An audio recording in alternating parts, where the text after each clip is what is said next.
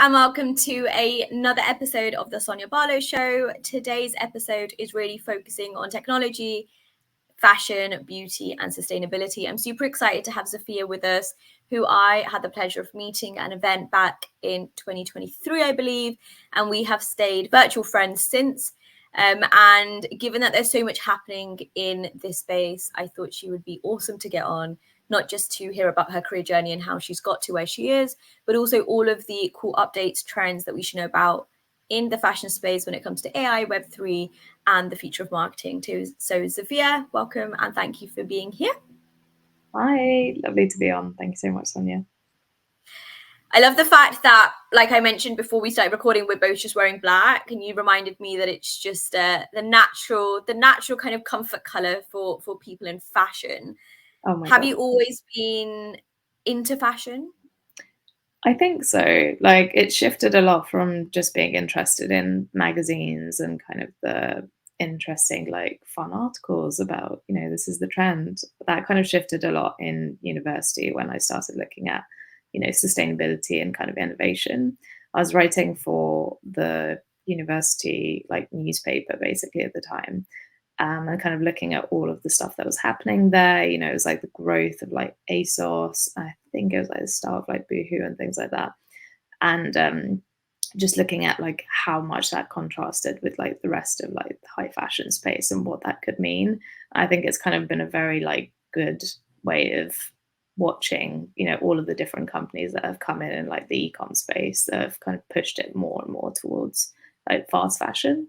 So yeah, that's kind of how it started. And so how did you go from an interest at university when it came to fashion to now being a fashion journalist at a leading publication like Glossy? Gosh, yeah, it's been a long and winding path. I think that fashion journalism in particular is something that's really like tough to get into. And I made the shift kind of quite consciously to go after like a trade publication, which basically differs from, like a magazine or like a website by being focused on like the business side of the fashion industry. So I went from writing about it at uni to then doing a master's at Central St. Martin's in fashion journalism.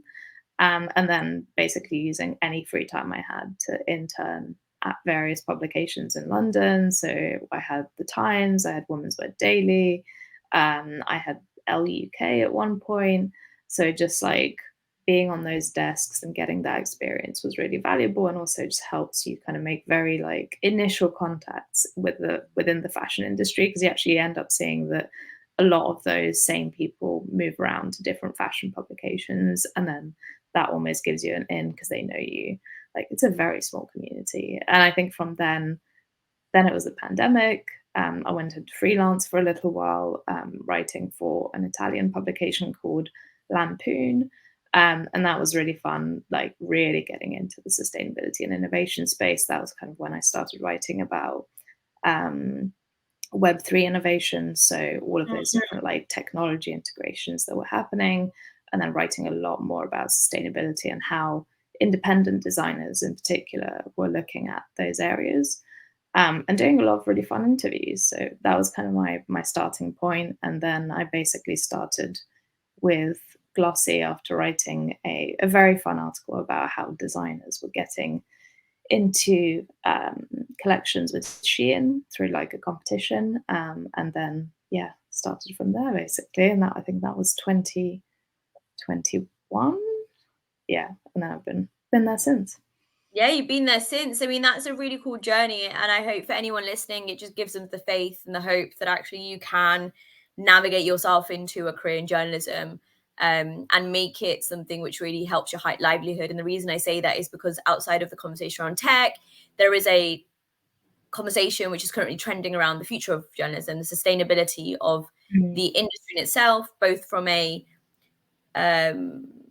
authenticity perspective, but also from a financial perspective of does it actually look after you, does it feed you, and does it put food on the table?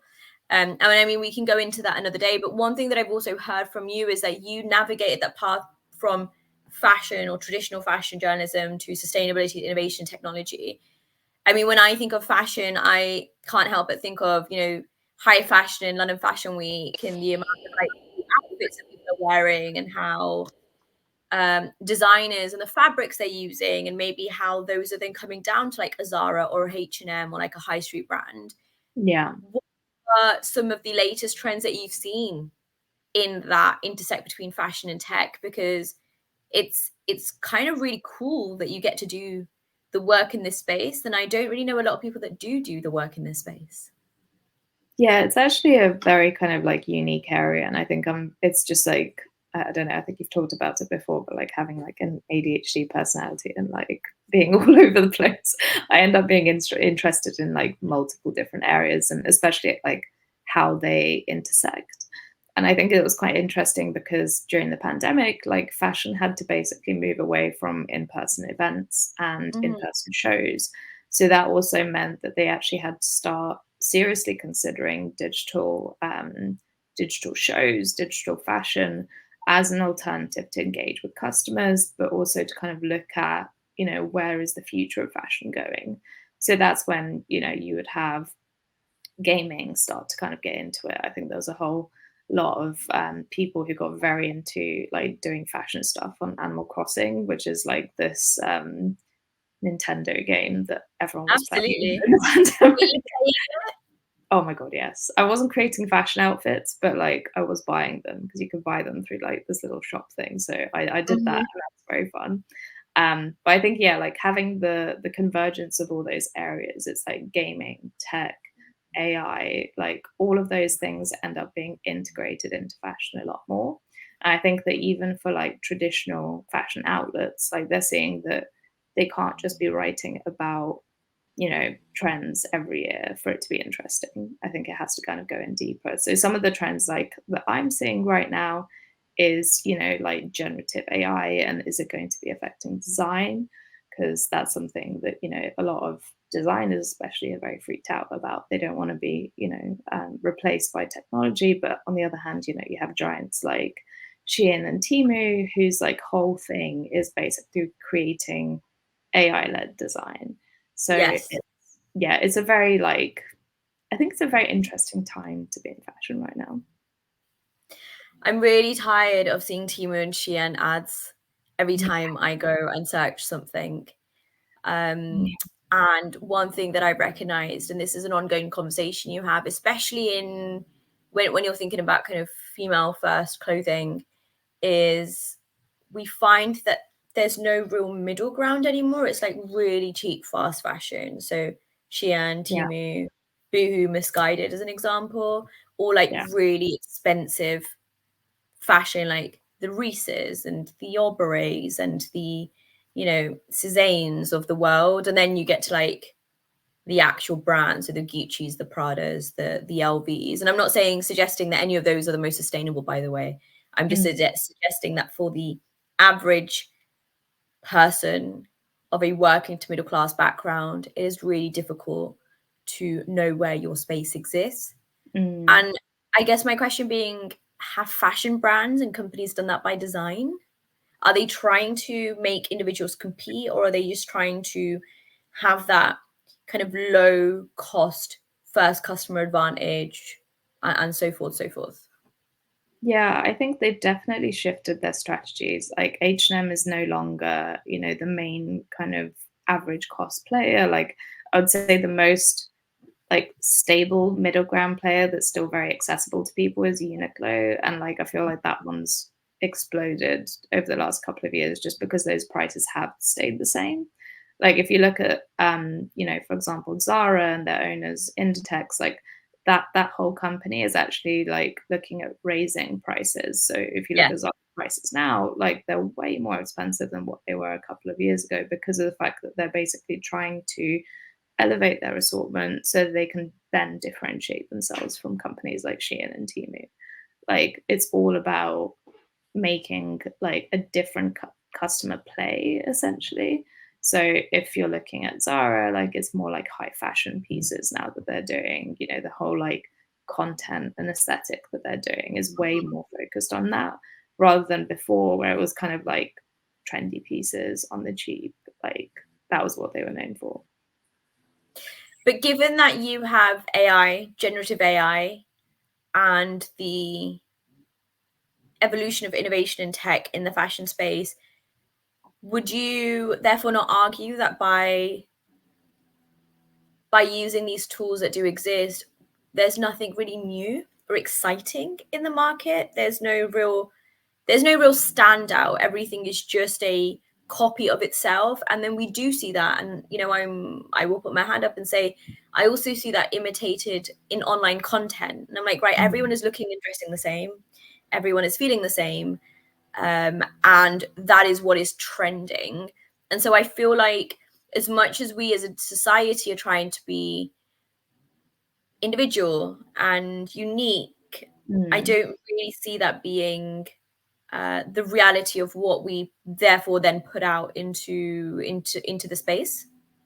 Yeah, I think it's a really tough one there because like there is a general, I would say almost like a middling of everything. Like all of the fashion content is very similar, and you look at it, and it's mostly because of the fact that like all of the companies use the same algorithms and data systems to inform, for example, their trend research. Like, I'm sure that everyone's kind of heard of like Pantone's like color of the Yes. year kind of thing. So like fashion brands get a lot of this kind of data versus, it's a trend. Like, I don't know, like hemlines are up this year, for example, and they get all of this data and they see, what colors are going to be interesting for next season. You get trend forecasters feeding them all of this data, and if it's the same companies feeding them all the same data, it ends up looking very, very similar.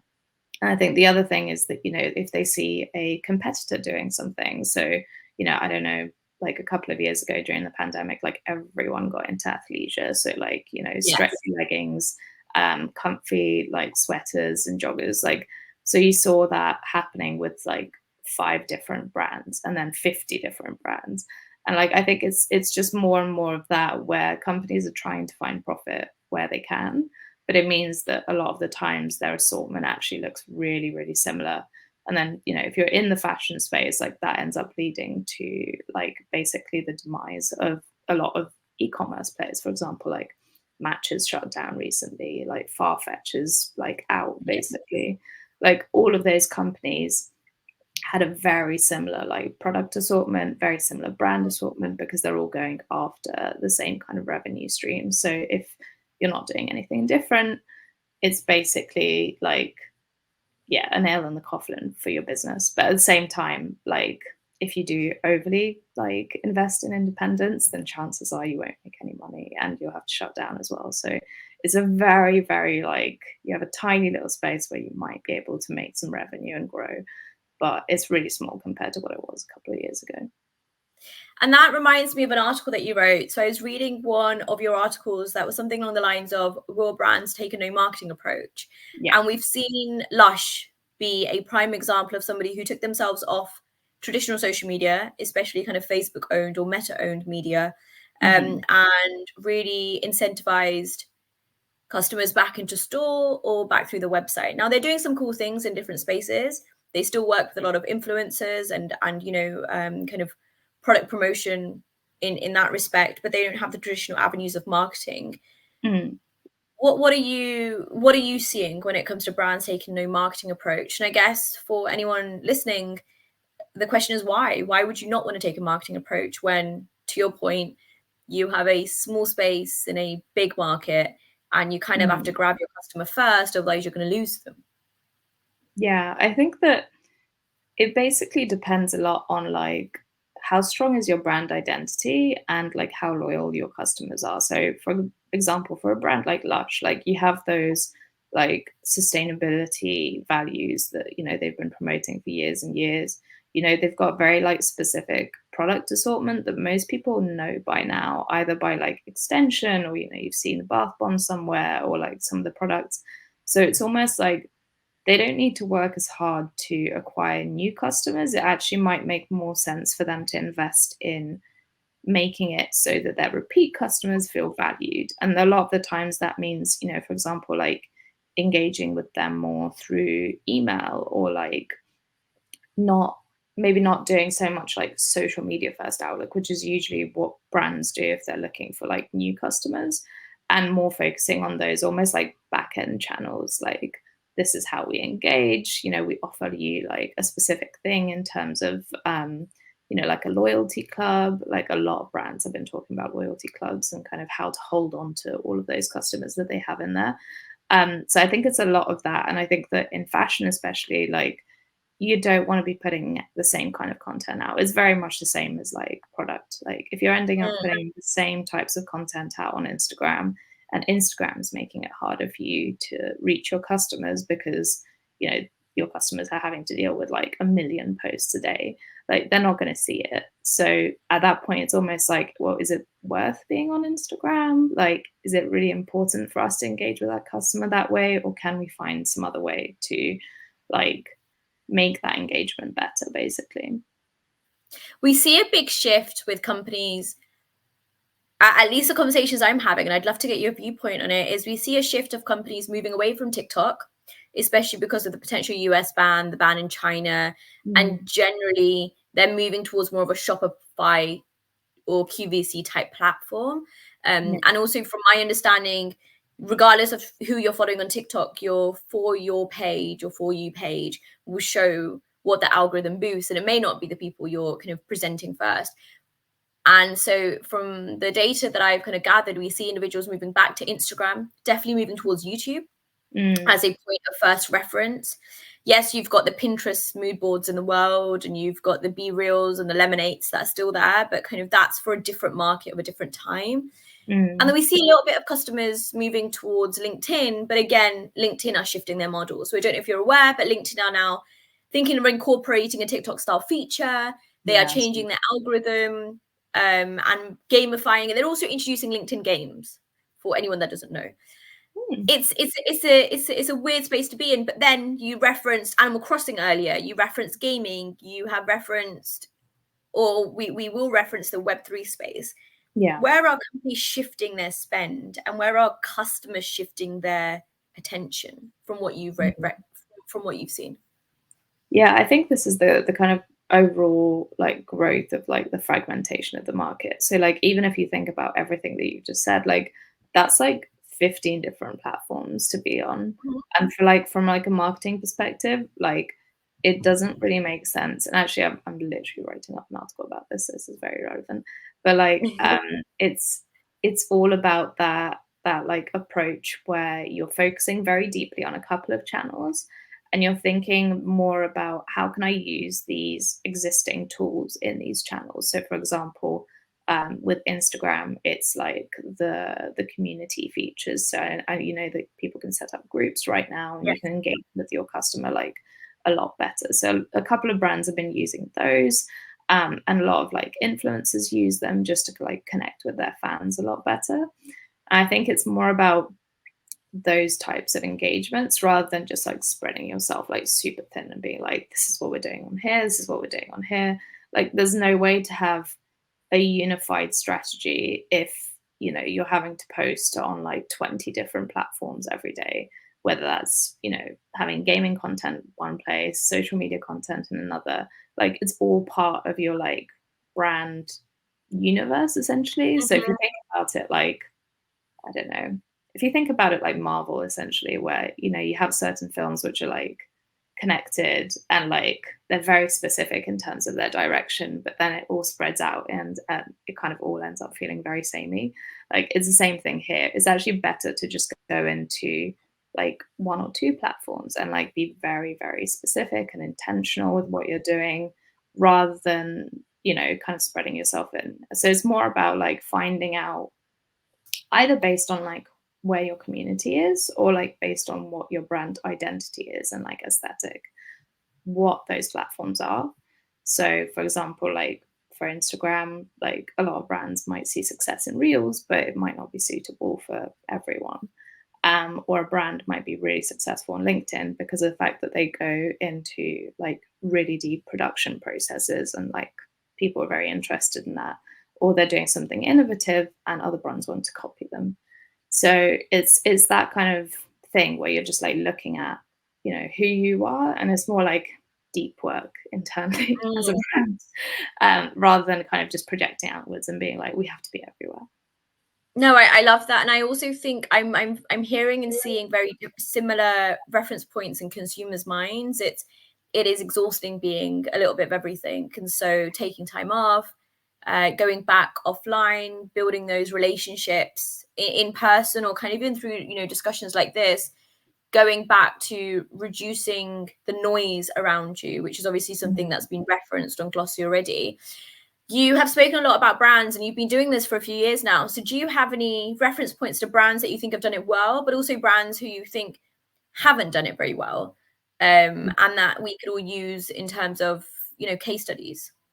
Yeah, of course. I mean, for me, like, because I'm interested in innovation, like, I look at kind of gaming and Web3, like, brands as those who are kind of really taking a leap forward. And it almost takes like a lot of bravery to for a brand to invest in an area which is that new. So, even though like Gucci might not be doing, brilliantly sales wise, I think the fact that it went into like Web3 spaces and like it launched like the Gucci verse in like I think it was Roblox. Like all of those things I think make it a very interesting company, and it shows that there's alternative ways of reaching customers that might just be, it's not like a short like Q1 Q2 plan. It's always like long term, so it's a couple of years Mhm. before we might reach our vision, but we're here now because we want to invest early and we want to make sure that the way that we're doing it is like correct for those users to come. So I think that's quite an interesting one. For me, like it's kind of relating back to all of those companies who like grew during the pandemic and like are now maybe not finding the right customer, like the Lululemons of the world, like the Sweaty Betties. Like I don't know if that customer will continue to be like as engaged with those brands now that there's, I don't know, like 10 different brands I can name off the top of my head that do like athleisure. I think that those areas are going to be really tough to like differentiate in just because the product is so similar. Like you're all making leggings, you're all making sports bras. Like unless you have a very like specific like brand aesthetic or like a type of community that you're engaging in that no one else is. I Mm. can't imagine that that will be something that's going to be like a winner when you're just all posting the same like healthy like fitness shots on Instagram. Like they might do well in terms of like it's kind of like pleasing to the eye, but I don't see it as like a long term thing. And you speak a lot about Web3. You've also touched on sustainability, inclusion, customer bases, insights, analytics, and just Mhm. being quite authentic to who it is that you're serving. Yeah. What are some of your trend predictions looking forward into 2024 and maybe even 2025? And for anyone who wants to further read this, I read a great kind of again article that you wrote on Glossy, so I'd encourage you to look into it, and I'll put that in the description too. But can you kind of just share top line what you see some of the predictions to be? Yeah, of course. So in terms of trends, I think for the general fashion space, you're going to see a bigger focus on like sustainability as like less of like a trend like, oh yeah, we're doing this is earth friendly or like eco friendly. Like you're going to see more like essentially pull back on that kind of language which will be really good, and more of like an interest in like, okay, how exactly are we reducing our carbon emissions, what materials are we shifting to, and then there may be just less marketing kind of flourish around those Mm. kind of things, which until now has been a really big thing. Like there's been a number of brands now that because of greenwashing legislation, which in the EU has been approved this year, like that means that a lot of brands are now kind of moving away from all of those like marketing terms and trying to figure out like what the right thing is to say. Innovation wise, I mean, for me, I still think that gaming is a really interesting space. um, it's just more about engaging with different types of communities there, because like we have a lot on kind of male customers in the gaming space. There's some women female spaces, but there's also like a lot of interesting opportunities around like connecting with more diverse communities there as well. So for example, with Roblox, like a couple of the brands that I've talked to, and this is slightly more on the beauty side, are actually engaging with like accurate representation in the game, because like a lot of the looks up until now have been, you know, kind of Eurocentric, a little bit like less focused on like expressing individuality. And I think that now, you know, brands are actually getting involved in that like attribute like creation process. So like they're creating hairstyles, they're creating like full on like clothing looks that might be more inclusive, like looking at unisex. Like those kind of things are really interesting. And I think that that's where that audience is growing. And then, you know, like regardless of the TikTok ban in the US, I'm not sure if that will affect like things outside of the US. It might still be quite like a big community there. So again, engaging in like fun ways that are like authentic to the brand are still going to be winners there. You touched on representation, and it makes me think back to, I guess the question being is, are brands, or let me rephrase, will AI help or hinder the attributes of representation? And you know, this is obviously, there's no research, I guess, in the same way to back this. There's no evidence that I'm asking for. It's more just your perspective based on what you know. And the reason I bring that up is because, you know, a couple of months ago, you had Levi's who used AI models instead of real people. But you already know, and maybe people don't, but the way that you can, the output of, you know, AI processes is based on the input. Now, if the input are not diverse in a truer sense, and they're based on this very similar Eurocentric size zero, you know, 5'9" model, then how will the output be of a typical average ordinary person who does exist, you know, throughout the planet? And so I guess in, you know, my question being, do you therefore think AI will help or hinder this process of representation and real attributes, especially when we're talking about Web3, which is a very new space? And I did a talk on this a couple of weeks ago, and I think it's something around the lines of the metaverse market will be worth, and I don't want to get this wrong, but I think it's, you know, billions by 2030. But then the next 2 years, over 70% of Gen Zs feel that they will be working through the metaverse. But at the same time, there's less than 10% of Web3 companies that are founded or have representation when it comes to women and females, which we know is really important when it comes to the output. Yeah. So kind of what are your thoughts around that, if you have any?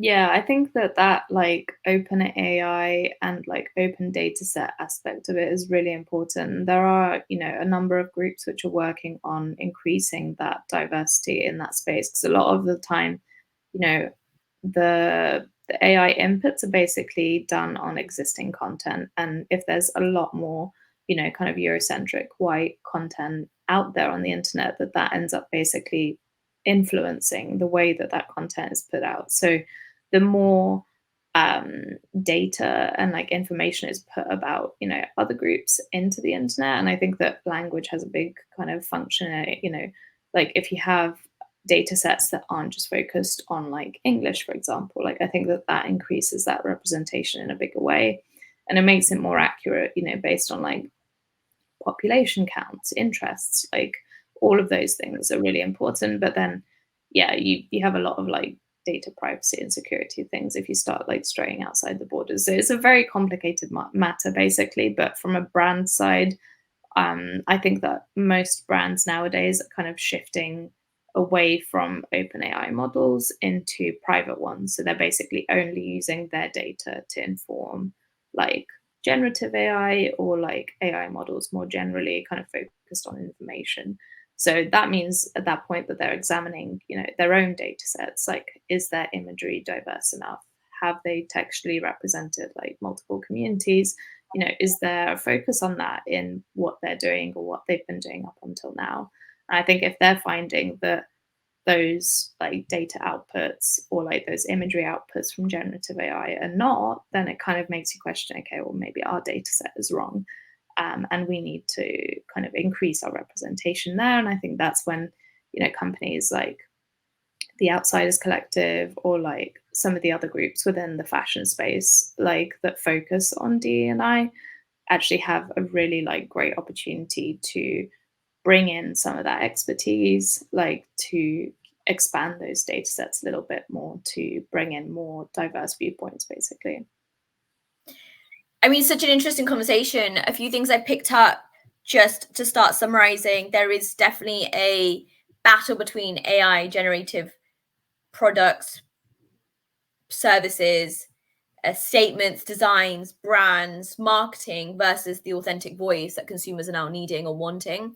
Brands that we saw progress over the pandemic, especially because we were in different circumstances, where athleisure wear is a great one, may not be the ones that are really going to win in the next 3 to 4 years because consumer habits are changing. There is definitely a price point perspective that we need to be aware of. You know, people are fundamentally losing out because the cost of living is going up, but their salaries are not. Inflation is rising, but you're still making the same amount.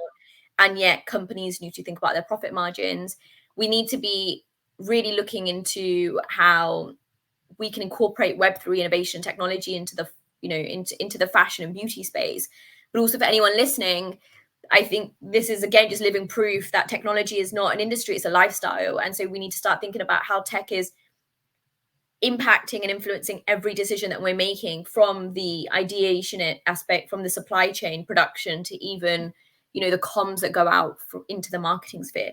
So Zofia, if anybody wants to, and I'm sure they do, connect with you, stay in touch, and get in touch, what are the best channels to reach you, and what is and you know, where would you prefer, or how would you prefer that they get in touch with you? Yeah, I think I'm mostly active via email or LinkedIn. So I would say that LinkedIn's probably the best kind of platform of choice. Like, I end up posting most of my articles on there, and I'm quite engaged in those discussions. So I think that would definitely be the place. You can find me, you know, under Zofia Zwieglinska, or search like International Fashion Reporter at Glossy, and you might be able to reach me there. Fab. Well, thank you so much for joining us. Thank you so much for having me on. It was fun.